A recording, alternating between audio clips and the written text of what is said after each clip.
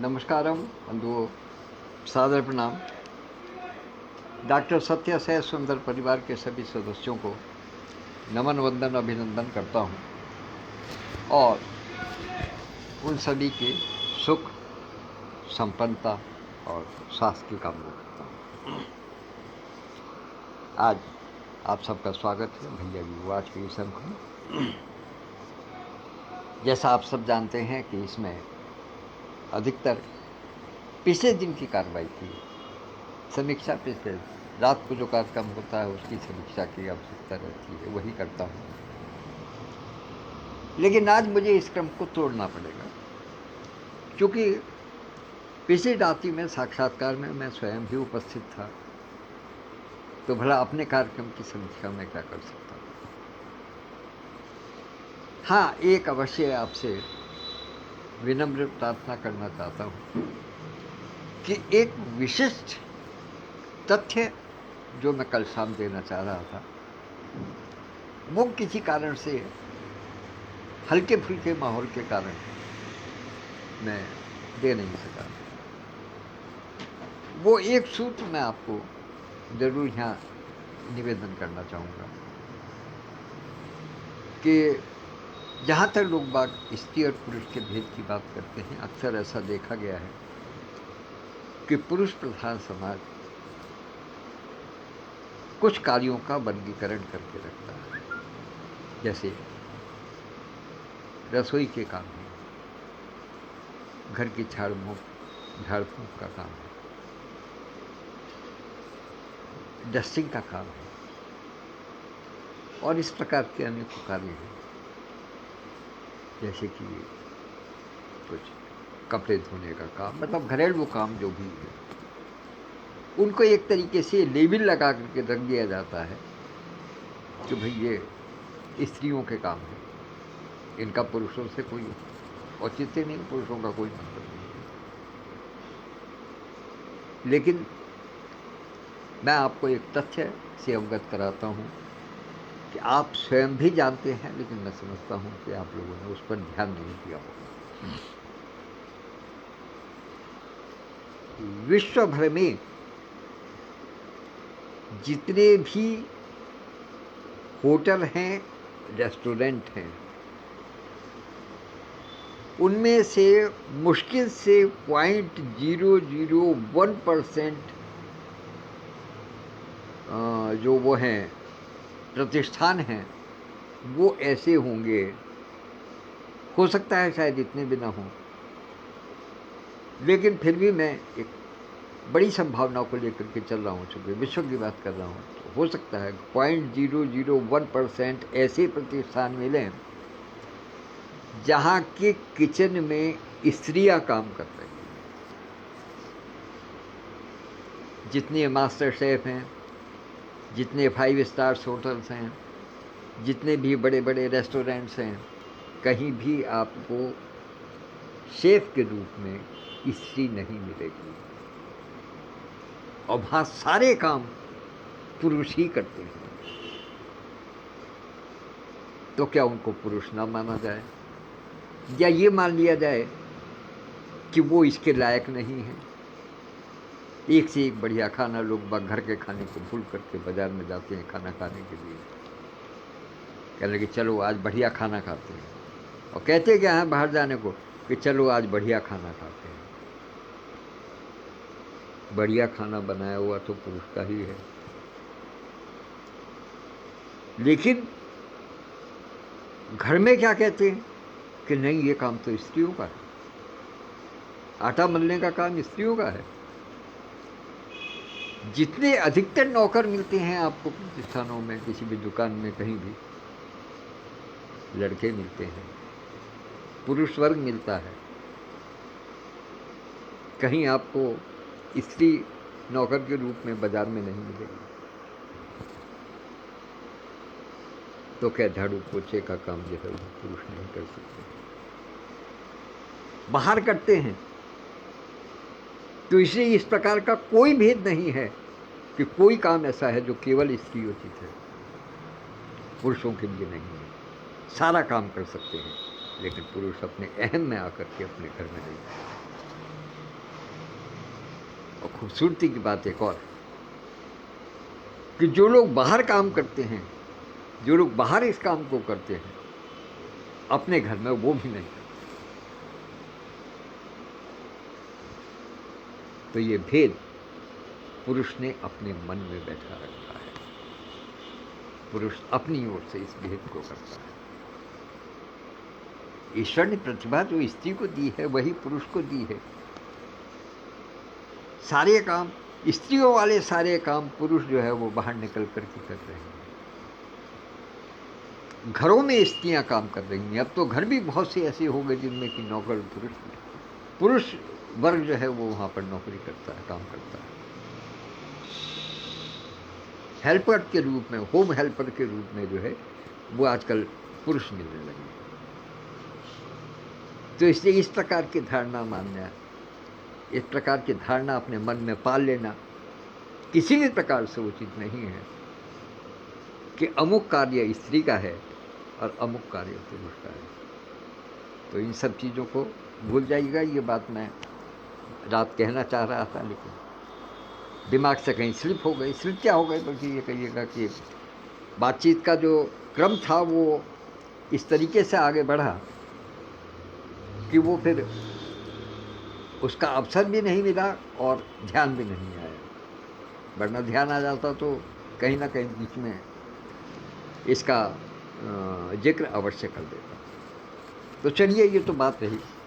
अब आइए दूसरी बात पर आते हैं। जो मुख्य मुद्दा है आज का वो ये है कि हम सदस्यता अभियान के लिए सब लोग प्रयास कर रहे हैं, सब लोग जोर लगा रहे हैं, बहुत कुछ कह रहे हैं, बहुत कुछ सुन रहे हैं। लेकिन मित्रों, अब कहने सुनने का समय है। अब कुछ कर गुजरने की बात है। कहने सुनने का समय गया, अब तो करने की बारी है। और काशी मीट बनारसिया आयोजन की तैयारी है।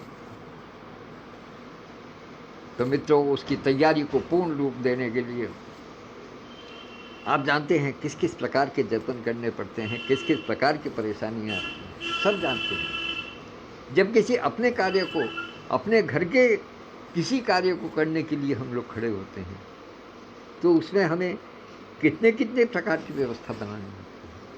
और जब एक सामूहिक कार्य करने चलते हैं, कोई एक बड़ा कार्यक्रम, बड़ा आयोजन करने चलते हैं और वो भी पहली बार करने चलते हैं। जैसे आपने कभी ध्यान दिया होगा कि जब किसी परिवार में कोई पहली शादी होती है, कोई पहला बड़ा फंक्शन होता है, तो सब लोग बड़े हड़बड़ाए से रहते हैं, विस्मित से रहते हैं। समझ में नहीं आता कि क्या काम किस तरीके से करें, किस तरीके से प्रोग्राम को चॉक आउट करें, किस प्रकार से व्यवस्था बनाएं। और पहली बार को कार्य करने में कभी कभी ऐसा हो जाता है कि हम कहीं धोखा भी खा जाते हैं। कभी हम किसी को तय करते हैं और उसके बाद में वो एंड टाइम पे हम चूँकि प्लान बी नहीं रखते हैं, इसीलिए हमें दिक्कत होने लगती है।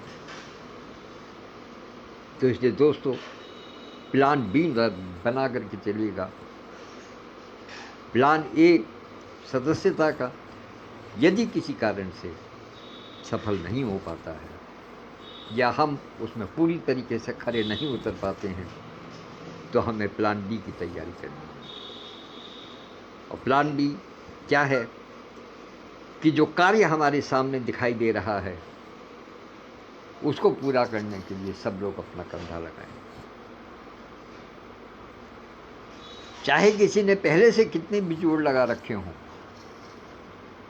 लेकिन जिस समय कहीं छप्पर को किसी झोपड़ी पर डाला जाता है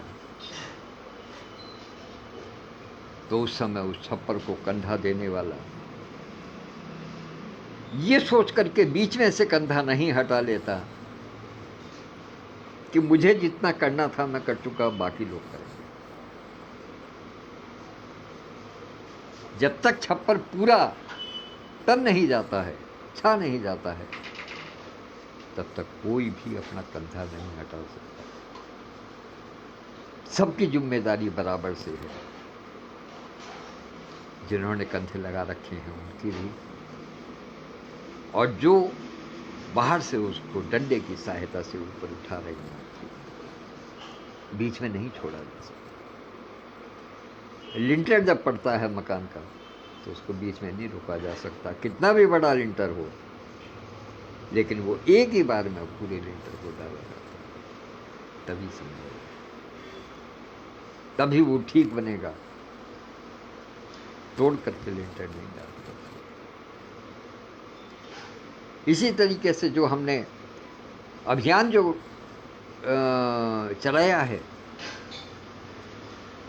महामना मानस संतति सम्मान सभागार के लिए, उस पवित्र स्थल के लिए, जिसमें प्रवेश करने के लिए शर्त नहीं है, लेकिन जो प्रवेश करने वाला है वो स्वयं इस बात की अनुभूति करेगा कि सामने इतना दिव्य स्थान है, तो वहां जूते चप्पल न पहन कर जाए। उसमें घुसने के बाद में सम्मान की अभिलाषा ना करे, बल्कि घुसने के साथ ही ये अनुभव हो उसको कि वो सम्मानित हो गया। इतना पवित्र स्थान। तो उसने अपना अपना पूरा पूरा योगदान, जैसा जिसकी इच्छा बने, लेकिन बीच में से हटने का प्रयास न करें, लगातार नजर बनाए रखें। जब छप्पर छाने की बात आती है तो जितने भी साथी उसके साथ में कंधा लगाए होते हैं, सब लोग बराबर से नजर रखते हैं कि कितना ऊपर उठ रहा है, तो हमें भी उतना ही जोर लगाना है। तो उसके भी प्रयास करें, उसका काम करें। और अब तो फिर जब बात आ गई कि कहने सुनने का समय गया, अब तो करने की बात। तो मित्रों, अब कमर कस के तैयार हो जाइएगा, एकदम बिल्कुल सोच लीजिएगा कि अब इस कार्य को पूरा करना है। और जिस व्यक्ति ने, जिस पुरुष ने, जिस विभूति ने, जिस संस्थापक ने, जिस संचालक ने, जिस सूत्रधार ने इसका बीड़ा उठाया है, उसके हाथों को मजबूत करें, उसके कहने की इंतजार ना करें, क्योंकि फिर वही है कि कहने सुनने का समय गया। अब कहने की आवश्यकता नहीं है।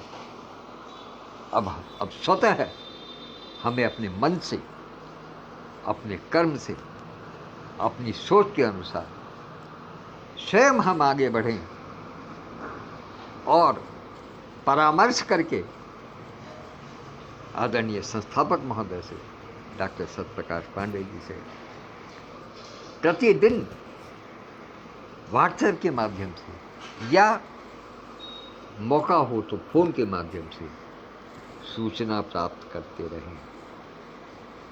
और फिर जो आपके मन में धारणा बने, जो भी आपके मन में स्वतः स्फूर्त भावनाएं उत्पन्न हो, उसके अनुसार कार्य कीजिए। क्योंकि जब छप्पर उठा हुआ है, 20 लोग, 25 लोग, 50 लोग, 60 लोग जब इसमें अपना कंधा लगाए हुए हैं, तो क्या उनमें से कोई ये चाहेगा कि किसी जरा सी लापरवाही के कारण वो छप्पर पूरा ऊपर उठने से रह जाए? और जब ऐसी इच्छा नहीं है, सब यही चाहते हैं कि कार्य पूर्ण हो, तो सब अपनी अपनी तरफ से जोर लगाएं। जो बाहर से देख रहे हैं वो भी, और जो अंदर हैं वो भी एक बार पुनरावलोकन करें अपना, कि हम और क्या कर सकते हैं, किस तरीके से कर सकते हैं। तो मित्रों, कहने सुनने का समय नहीं है, अब तो करने की बारी है। और काशी में बनारसिया आयोजन की तैयारी। तो इन्हीं शब्दों के साथ मैं अपनी वाणी को विराम देता हूँ। थोड़े कहे को बहुत समझिएगा और इस पर मनन कीजिएगा कि मैंने क्या कहा है, उसके अनुसार कार्य करेंगे तो आसानी रहेगी, हमें भी, आपको भी, सबको। क्योंकि आयोजन बड़ा होना है, भव्य होना है, नव्य होना है, पहली बार होना है, तो इसलिए इसको अपना भरपूर सहयोग प्रदान। धन्यवाद, नमस्कार। कहने को बहुत कुछ है, बहुत सारे बिंदु हैं, लेकिन उन पर से किसी और दिन चर्चा करें। आज इतना है। नमस्कार, कल फिर भेंट हो।